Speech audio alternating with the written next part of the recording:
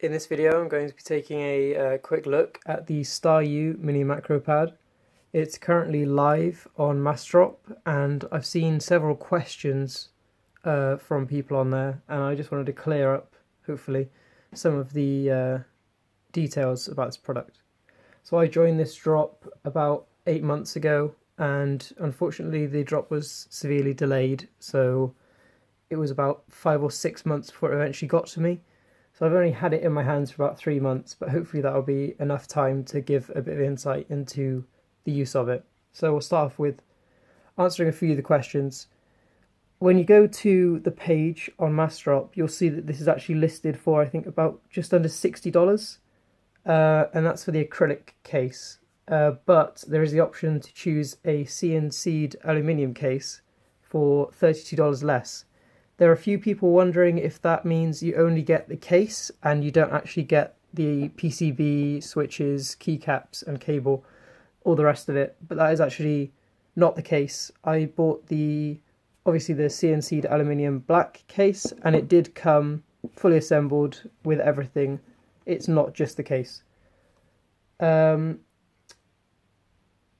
well as that, obviously you have your choice of case. I believe there's space grey, silver, black, red, green, all sorts of things, and switches.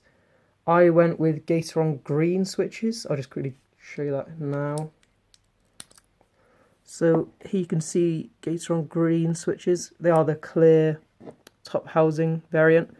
And one thing I should point out, this does not come by default with per key LED backlighting. I added that later on as a little project, which is very easy to do. I recommend if you've got a spare 5 minutes, it's a bit of fun. Good soldering practice as well. It does, however, come with this LED here, which you can I can't remember the default layout. Since I acquired this, reprogrammed the LED controls. You can toggle it on and off. You can go from blue, like pink, white, green. Oh, sorry, I have to go back to that. Oh no, this is toggling through hold on. Allow me to turn these off. Now you can see it's going between different colours.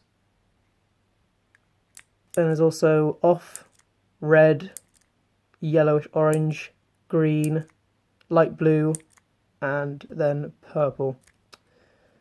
As you saw, it's sort of tricky because I have obviously since added the perky LED backlighting. If you try and ignore that, you can change how bright this LED is. So that's the brightest. You can change sort of pulses on and off. And then every time you do it after this, it just changes the speed with which it pulses on and off until you get to this final mode, which I can't remember what it did before I added the LEDs, but in the LED mode, it will go between, it will loop around in a clockwise pattern until you press a key, and then the keys you press will light up. This is my personal favourite, and it's why I definitely recommend adding LEDs if you can. I believe it has support for RGB LEDs. Don't hold me to that, I'm not sure. I just put in some blue LEDs and they work just fine. I put in some 3mm flangeless LEDs and they work just fine. So it has obviously support for that. This is the cable it comes with. It lights up. It's not very noticeable. I don't know if you can see. I'll turn the light off a minute. Hold on. It didn't make much difference, but you can see there are little lights along the length of the cable. It's a nice inclusion, obviously having a cable. I wouldn't recommend using it for anything like charging, as I've tried that and it got very hot. Another point is it's quite, due to the light up function, it's quite a big thing to plug in to the computer or wherever. It's just of note, it might not fit with your setup, but you should be fine. It's not ridiculously large or anything. So the construction, obviously this is a CNC'd aluminium, sorry. And it's held on by 2 screws on the bottom here, and through that hole is the reset button that you will need to press if you plan on programming this, which is, you probably will, because it's the whole point of getting it. I will quickly take that off so you can have a look at the PCB. We have a screwdriver to hand. Yeah, here we go. So yeah, it's just two Phillips head screws holding that in. Obviously, I've unplugged it. Don't worry.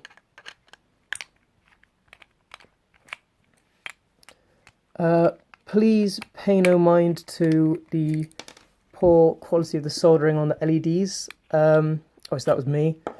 The switch soldering was obviously the work of the people who assembled it, so you can get hopefully an idea of how good of a job they did. There does seem to be quite a lot of solder used.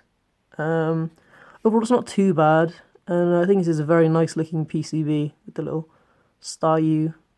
It's yeah, definitely, I think it's very pretty. But there you can see the construction. It's quite thick aluminium, and it is fairly weighty, quite a heavy little thing. These also aren't the original included keycaps. The original keycaps were fairly thick grey, light grey PVT. I just replaced it with some cheap thin white PVT keycaps because they show the light a bit better, and I thought they went quite well with the black case I decided to go with. Yeah, they are quite nice keycaps to come with. I didn't realise it would come with them, and definitely a nice inclusion. They'll get the job done, and they feel quite nice. So, what did I want to talk about? Obviously, there's a quick sound test. That's what Gator on Green sound like in the black aluminium housing. Another point, if you would like to see a quick guide on how to program this, I could definitely do that. I had a bit of difficulty at first when I wanted to program my unit, but I found a forum post that was very helpful, and if anyone's interested, I will be more than willing to share my knowledge of that with a follow-up video. Hopefully this has answered a few of the questions people had. Final thing to keep in mind if you purchase this, it probably won't be as bad as, hopefully it won't be as bad as when I purchased this, but there may be quite a long wait before it gets to you. If you don't want to purchase through Massdrop, I believe this is available on Taobao. It's a bit cheaper, but it's, unless you're familiar with the website, I would say it's quite a lot harder to navigate, and I would feel a lot safer ordering through Massdrop. That's just my personal opinion. That will obviously depend on how you feel. Yeah, anyway, thanks again. I hope this helped. Helped to inform your decision on whether you want to buy this or not. Hopefully, if you do decide to get it, you enjoy it. And yeah, see you next time maybe if you want a programming tutorial. See ya.